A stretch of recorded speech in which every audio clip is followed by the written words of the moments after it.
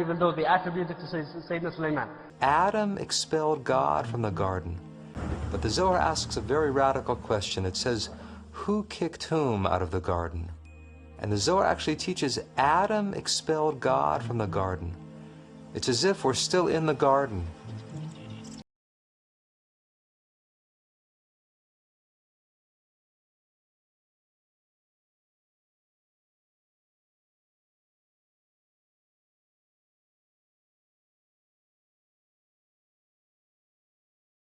בגלל זה אני אצלוב אותך. איך אתה מעז להטיף ליהודים התמימים? אלוהים! למה עזבתני? אתה נאצי ישו, אתה נאצי! טופי! לא, טופי, אני מפחד! אני הלכתי על המים, אני הפכתי טופי, לא! זה רק אפק, פחדן! זה כואב! לא! טוב! לא!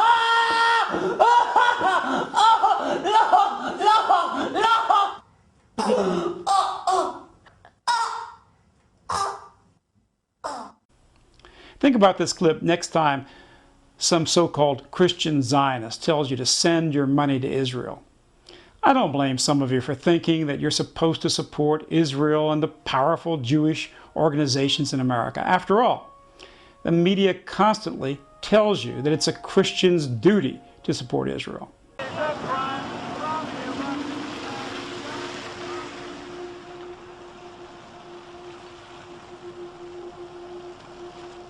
Naast Joodse organisaties en de politieke lobbygroep AIPAC scharen Wolt en Mearsheimer ook de miljoenen evangelische christenen onder de Israël-lobby. Allen hebben zich tot doel gesteld om de belangen van Israël te verdedigen en kritiek op Israël te doen verstommen.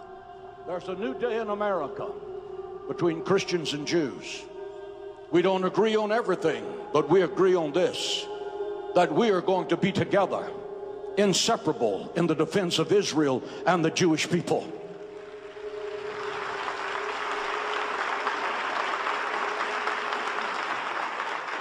We have millions of people in the infrastructure.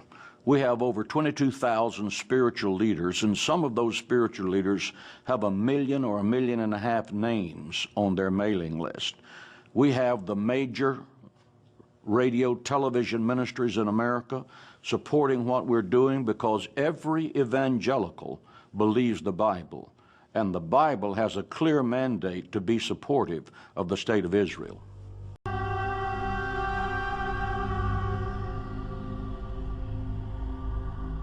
There is no specific discrimination against Palestinian Christians as opposed to Palestinian Muslims. It's a shared suffering.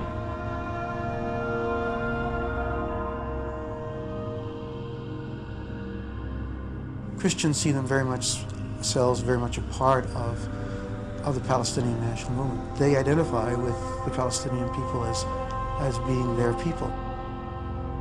Palestinian Christians have difficulty getting to churches on Sunday morning if they wanted to come to Jerusalem because they don't have that permission or that legal right, according to the Israeli government, to come to Jerusalem for worship.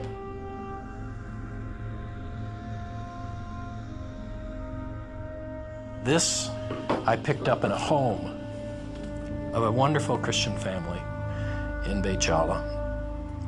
And this is the kind of armor-piercing weaponry that's being used against civilians, innocent civilians.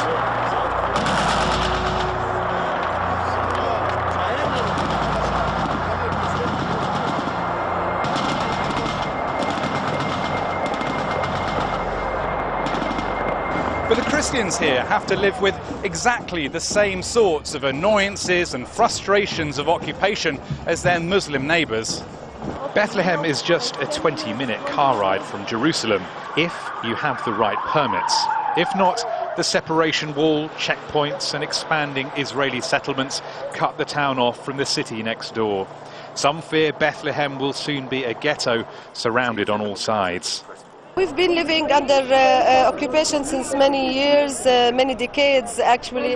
Since 1948 the number of Christians has decreased from 12% to 2%, making only 60,000 in West Bank, Gaza and Jerusalem. The irony is that it's much easier for a tourist from France to visit Bethlehem than it is for some Christians living in the Palestinian territories. to the backyard. And I asked the Lord, why is that? And this is what I felt the Lord say for the first time in their life.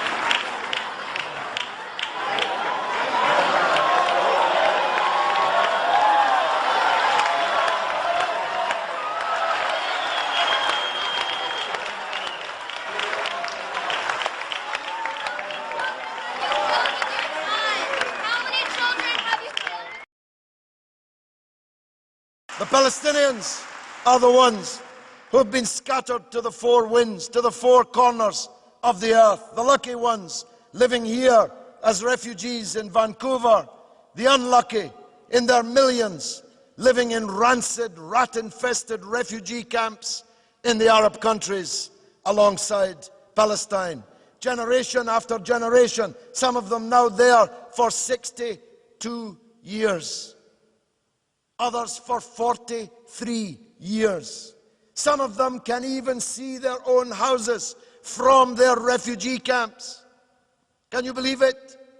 The Jenin refugee camp, 1 square kilometer, 14,000 families. They all come from Haifa, a shining city on the sea. If they stand on the roof of their shack with a pair of binoculars, they can actually see their own houses, their own gardens being lived in and enjoyed by foreigners who came from Vancouver, where they already had a house, where they already had a life, where no one was persecuting them, where no one was taking any action against them. And they went there and stole the houses of the people who've lived for the last 60 years.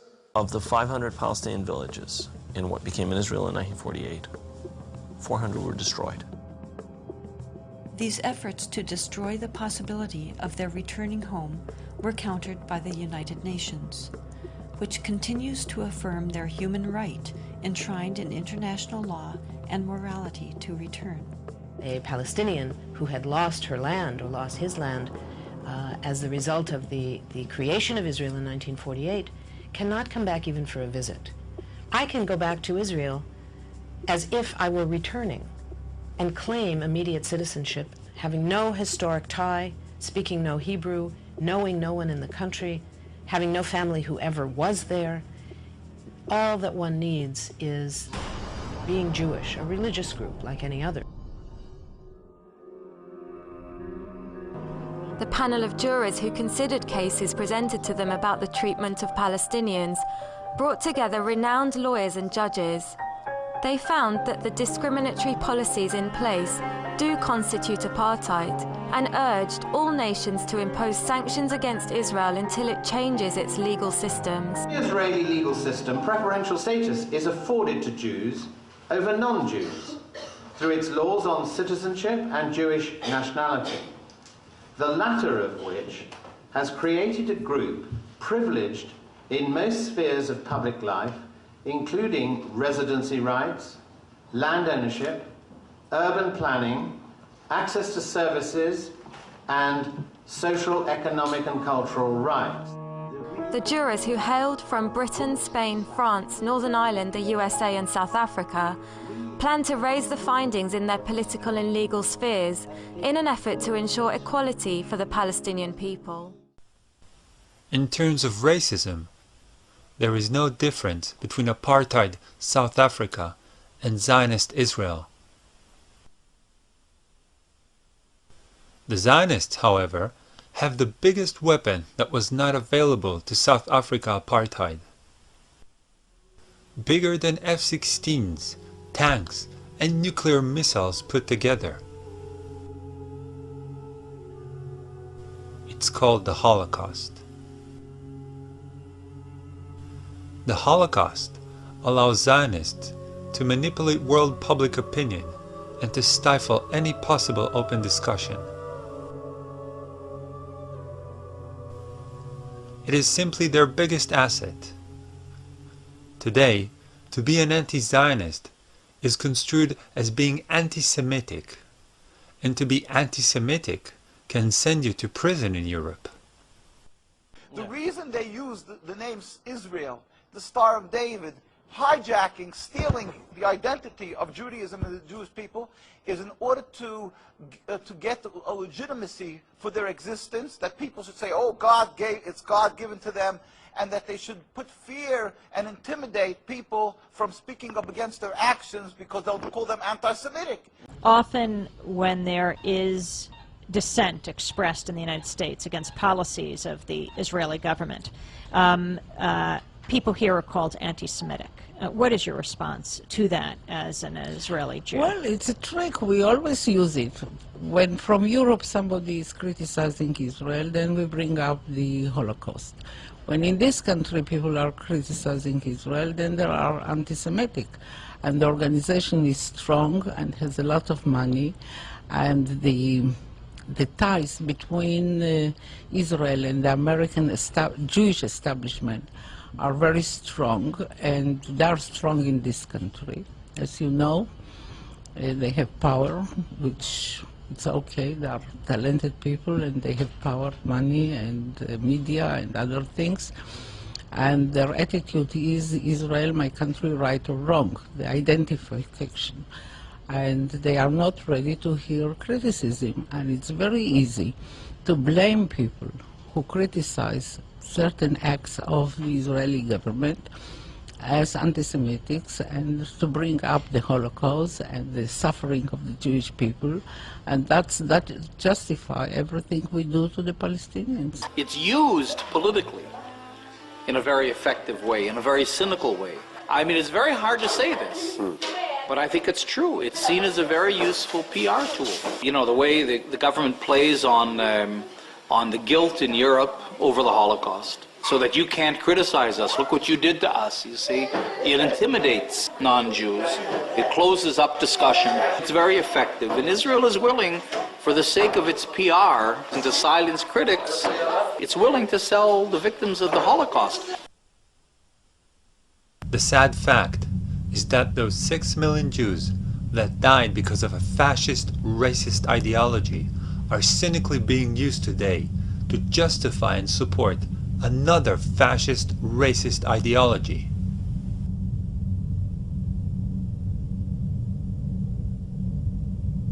As most of my family, on both sides, were amongst the victims of the Holocaust, I withdraw my permission from Israeli government and Zionists worldwide to use their death in such a hideous way.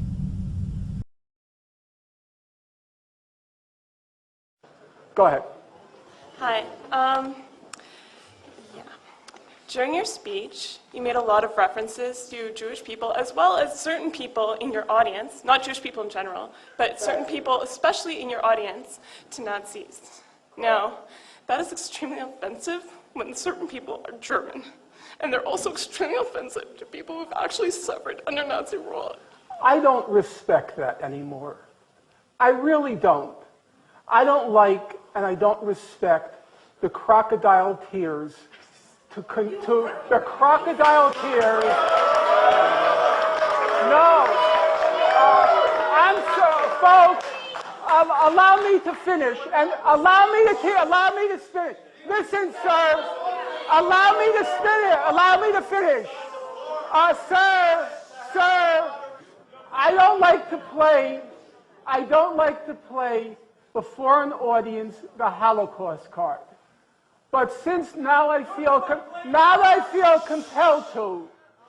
My late father was in Auschwitz. My late mother, please shut up. My late father was in Auschwitz. My late mother was in Majdanek concentration camp. Every single member of my family on my father's side, the Jews did not take arms against the Germans. My late father was in Auschwitz concentration camp. My late mother was in Majdanek concentration camp.